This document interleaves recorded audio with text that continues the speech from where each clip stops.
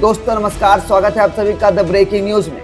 बात करेंगे आज बिहार की 10 बड़ी और मुख्य खबरों की, लेकिन उससे पहले यदि आप चैनल पर नए चैनल को सब्सक्राइब कर लें, बेल आइकन को दबा दें। बिहार चुनाव की घोषणा के बाद अब मुकाबला एनडीए और इंडिया ब्लॉक के बीच है। आरजेडी का मुस्लिम यादव वोट बैंक मजबूत है और तेजस्वी यादव मुख्य चेहरा बने हैं। कांग्रेस ने राहुल गांधी की अगुवाई में वोटर अधिकार यात्रा से कार्यकर्ताओं में जोश भरा है। हालांकि विपक्ष के सामने संगठन, संसाधन और एकजुटता की बड़ी चुनौती है। अब देखना है कि जनता चाचा नीतीश के अनुभव को चुनती है या भतीजा तेजस्वी की नई उम्मीद को। SIR विवाद के बाद चुनाव आयोग बिहार चुनाव को लेकर बेहद सतर्क है। 6 और 11 नंबर को मतदान, 14 नंबर को नतीजे आएंगे। आयोग नहीं चाहता कि कोई राजनीतिक दल निष्पक्षता पर सवाल उठाए। हर जिले में IS पर्यवेक्षक तैनात होंगे, जिनके संपर्क नंबर ECI वेबसाइट पर उपलब्ध रहेंगे। आयोग ने कहा कि किसी भी गड़बड़ी पर सीधे ऑब्जर्वर को शिकायत की जा सकती है। इस बार आयोग की प्राथमिकता पारदर्शी और निष्पक्ष चुनाव सुनिश्चित करना है। बिहार चुनाव की तारीख के ऐलान के बाद विपक्ष ने चुनाव आयोग पर निशाना साधा। पप्पू यादव ने कहा कि बीजेपी मुख्यालय से भेजा गया कार्यक्रम आयोग ने पढ़ दिया। कांग्रेस नेता पवन खेड़ा ने कहा कि प्रधानमंत्री और नीतीश की दखल के बाद ही तारीखें तय हुई। विपक्ष का आरोप है कि फंड मिलने के बाद अचानक प्रेस कॉन्फ्रेंस पर तारीखें घोषित की गयी। विपक्ष ने आयोग की निष्पक्षता पर सवाल खड़े करते हुए चुनावी पारदर्शिता की मांग की है।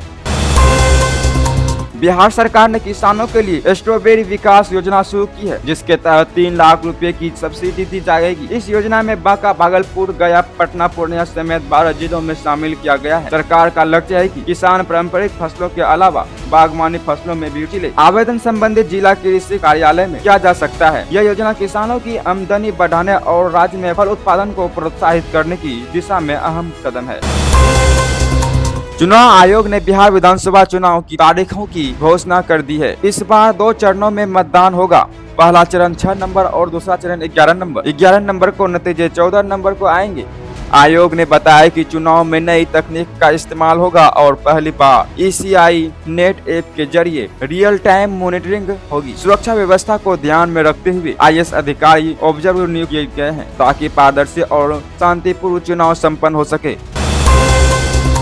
CM नीतीश कुमार ने चुनाव से पहले 21 लाख महिलाओं को 10-10 हजार की सहायता राशि भेजी। मुजफ्फरपुर में उन्होंने 1333 करोड़ की योजनाओं का उद्घाटन किया। नीतीश ने कहा कि बिहार में शिक्षा, स्वास्थ्य, सड़क और बिजली के क्षेत्र में अभूतपूर्व काम हुए हैं। उन्होंने दावा किया कि अब तक 10 लाख नौकरियां दी जा चुकी है और 40 लाख लोगों को रोजगार मिला है। इस घोषणा को चुनाव से पहले NDA का सबसे बड़ा महिला केंद्रित दाव माना जा रहा है।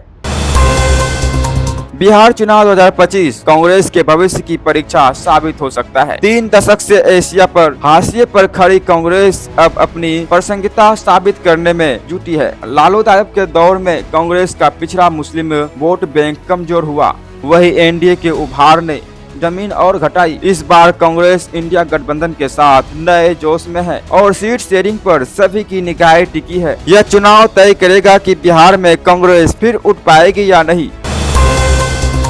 मुख्यमंत्री नीतीश कुमार की सेहत पर विपक्ष लगातार सवाल उठा रहा है। तेजस्वी यादव और प्रशांत किशोर ने कहा कि अगर नीतीश स्वस्थ है तो मेडिकल बुलेटिन जारी करे। चुनाव से पहले यह मुद्दा NDA के लिए परेशानी बनता जा रहा है। तेजस्वी ने नीतीश की सेहत को लेकर बीजेपी की भूमिका पर भी सवाल उठाया। विपक्ष का कहना है कि जनता को मुख्यमंत्री की स्थिति की पूरी जानकारी मिलनी चाहिए, ताकि नेतृत्व पर विश्वास कायम रहे। अररिया जिले में नेपाल से आई बाढ़ ने तबाही मचा दी है। बगवा और बथनाहा गांव पूरी तरह जलमग्न है। परमान नदी के उफान से निचले इलाकों में पानी घुस गया है। लोग अपने घर छोड़कर ऊंचे स्थानों पर शरण लेने को मजबूर है। गरीब और महादलित वर्ग के लोग सबसे ज्यादा प्रभावित हैं। राहत और बचाव कार्य जारी है, लेकिन खाने रहने की किल्लत बनी हुई है। प्रशासन ने प्रभावित इलाकों में राहत शिविर और मेडिकल कैंप लगाने के निर्देश दिए हैं। कल यानी 7 अक्टूबर को बिहार में मौसम में बदलाव देखने को मिलेगा। सुबह हल्की ठंडी हवा और बादल के बीच हल्की धूप रहेगी। दोपहर में पटना, गया, भागलपुर और पूर्णिया समेत कई जिलों में हल्की मध्य बारिश की संभावना है। कुछ स्थानों पर गरज के साथ बौछारें गिर सकती है। अधिकतम तापमान 33 डिग्री सेल्सियस और न्यूनतम तापमान 25 डिग्री सेल्सियस रहेगा। शाम को आसमान साफ होगा और ठंडी हवाएं चलेगी, जिससे मौसम सुहाना बनेगा। तो दोस्तों, ये थी आज की पूरे बिहार से जुड़ी 10 खबरें। इन सभी खबरों में से कौन सा खबर आपको अच्छा लगा या कोई सा भी खबर अगर आपको अच्छा लगा हो तो वीडियो को लाइक कीजिएगा और ज्यादा से ज्यादा शेयर कीजिएगा, कमेंट करके जरूर बताइएगा। चैनल पर पहली बार आए हैं तो चैनल को सब्सक्राइब करके बेल आइकन को दबा दें, वीडियो को हाइप जरूर करें।